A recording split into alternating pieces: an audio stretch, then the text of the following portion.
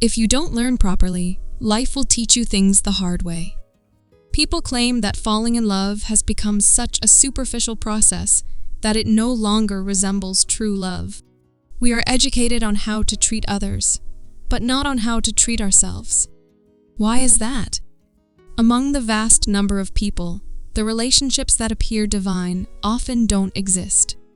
If we delve a bit deeper, scratch the surface, we may discover that it's a toxic relationship, a trauma bond, or a narcissistic connection. So, why does this happen? If your relationship or someone you know fits into any of these categories, then at least one of these three factors is likely to be relevant. If you enjoyed the content, please give it a thumbs up.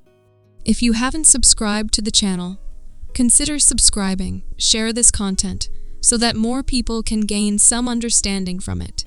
You might be surprised to learn that many of the relationships we have, whether with people we know or even our own, can be quite unhealthy at various levels. Why does this happen? Why do so many people find themselves in such relationships, sometimes for extended periods, or even throughout their entire lives? Sometimes, after a long time, they may realize the true nature of their relationships, often due to some external revelation that shows how things should not have been the way they are.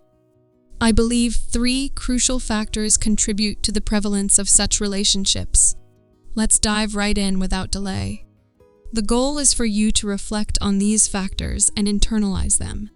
By doing so, you can apply them deeply in your new, desired, or existing relationships for your own well-being. The first factor that immediately comes to mind is the presence of unhealthy examples and incorrect role models in our personal lives and society. This is a significant reason. As we grow up, we often aren't taught what it means to be in a relationship, especially a healthy one. From early childhood, we are educated about how to treat people outside our parents, relatives, elders, and guests. However, there is a lack of emphasis on how to treat ourselves. The structure of our family dynamics and societal norms forms a significant framework, like a pyramid where the individual is at the base. This foundational aspect is substantial, influencing our understanding of ourselves and our relationships. If you engage in some spiritual work or gain a bit of understanding about these topics, you'll realize that everything originates from within yourself. The core is the self, and from there, everything else follows. Without proper guidance on how to treat oneself and set expectations, the foundation becomes unhealthy and unstable. Consequently, this affects the entire structure. In this hierarchy or pyramid of life, many individuals either exhibit improper behavior, justify it towards others, or endure such behavior from others. The reason is that individuals haven't been taught this behavior since childhood. It involves prioritizing self-care, understanding personal boundaries, and setting reasonable expectations for oneself. When you have a healthy sense of self, you can contribute positively to the well-being of others. Healthy relationships and interactions can be fostered, and you can share this understanding with those around you. In essence, we are often taught how to treat others, but not necessarily how to prioritize our own well-being and justify why this behavior is considered normal and right. The reason is that individuals haven't been taught this behavior since childhood. It involves prioritizing self-care, understanding personal boundaries, and setting reasonable expectations for oneself. When you have a healthy sense of self, you can contribute positively to the well-being of others. We are often taught how to treat others, but not necessarily how to prioritize our own well-being. We learn to earn approval by being good and having positive thoughts. But why aren't we taught self-reflection? As a result, what is silently conveyed in our families becomes our norm. We observe these behaviors in relationships within our family, among our parents, aunts, uncles, friends, and even guests in our home. We grow up observing certain wrong things that are presented as normal. These things become so normalized that we are taught to accept them without realizing they are not right. Examples are set before us, making it difficult for us to recognize that these behaviors are incorrect. As a result, when we find ourselves in unhealthy relationships, it takes a considerable amount of time to understand, accept, and take corrective action. This journey can consume our entire lives as we grapple with the realization that our relationships are flawed. It is our right to understand, acknowledge, and rectify such situations, and having positive role models is crucial. Unfortunately, many cultural factors contribute to the prevalence of incorrect role models, further complicating the process. The next factor is our understanding of love, romance, and loyalty. Most of our definitions are completely wrong. I've rarely come across people whose definitions are even 80–85% correct. I can't think of a single person whose definition is accurate.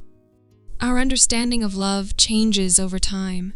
Sometimes it's wrongly associated with expectations like how women should behave. Being subservient, love is often portrayed as martyrdom or sacrifice, an overly glamorous and romanticized version. It's depicted as something grand marriages should be lavish, proposals should be like fantasies in the fanciest places, and expectations are shaped by societal influences like movies and culture. We mistakenly believe in these fantasy ideals. No one treats us like this, no one shops like this, no one proposes like this, and no one arranges our marriages like this. It means we are suffering, lagging behind, and have nothing in our lives. The inner qualities of a person are often overlooked. People judge love based on standards, physical appearance, and outer personality, believing they are in love with a person for these reasons. Who is responsible? Should we blame certain relationships, factors, things, and criteria? The images, the ideas in our minds when people convince themselves they are in love, believing they have the perfect person and the perfect life. But when we face reality, there's only a small percentage of these ideal things in life. The true test comes when we have to live together, understanding what truly matters in daily life. So, when daily life begins, who is to blame? Can you blame external factors like how someone talks, their outer appearance, or how dynamic they seem? People often judge others based on superficial factors such as how they dress, their style, and their income. This includes evaluating a person's worth by the amount of money they earn or the type of clothes they wear. Everyone seems focused on outward appearances, how attractive and confident someone looks. If people are forming relationships based on these surface-level aspects, where does that leave room for understanding someone's true nature? It's easy to get caught up in the external aspects, the extravagant weddings, the fancy details. But when it comes to the inner qualities, why do we find ourselves complaining and crying? The reason is that we didn't prioritize or recognize the importance of genuine relationships. We gave value to the wrong things while forming connections, and now we're facing the consequences. Now, let's consider the third factor, which is crucial. Why do so many people attract relationships with similar patterns? Lack of self-reflection, lack of emphasis on personal growth. This is a societal issue, a family issue, an individual issue. No one is taking this responsibility seriously. People aren't paying attention to their inner selves for personal development. The values taught to individuals, the examples set by role models, and the attention given to inner thoughts are all skewed. We normalize wrong examples in our families and surroundings, impacting our perception of love and relationships. We wrongly associate love and romance with glamour, even though they are distinct concepts. The things that are not being taught, if you had gone inside, if you had worked on yourself, that investment would have been just as much as your outward academic investment or investment in earning money. Then you would have reaped many fruits. These fruits would have enhanced your understanding, wisdom, power to recognize right and wrong, intuition, and sense. The result would have been significant. If you were more aware, your chances of forming connections with the right people would have been higher. This applies to both existing and new relationships, whether they're within your family or outside of it. Being self-aware means understanding the energy and dynamics of relationships. It enables you to intervene before things go wrong, take a step back, set boundaries, or realize when a relationship isn't worth your investment. This self-realization significantly reduces the likelihood of getting stuck in unhealthy relationships or being mistreated. You may not grasp this insight externally, but you haven't considered it internally. The awareness that grows there expands significantly with consciousness. This realization becomes integrated into your thoughts and personality. It becomes a guiding force in every aspect of your life, including relationships. It happens automatically, but to enhance it further, you need to look inward. However, not many people find introspection exciting. Everything outward seems more enjoyable. This isn't just about the younger generation. Even parents can relate. People observe their children's relationships, and some form numerous connections. If the parents work in a certain profession, they pay attention to networking, money, and status. This behavior is not limited to younger individuals. Even older people exhibit similar tendencies. This is what we are taught. Consequently, when forming our own relationships, we often prioritize external factors like appearance and social standing, rather than genuine qualities. So how can we expect to experience genuine things if nature allows us to learn?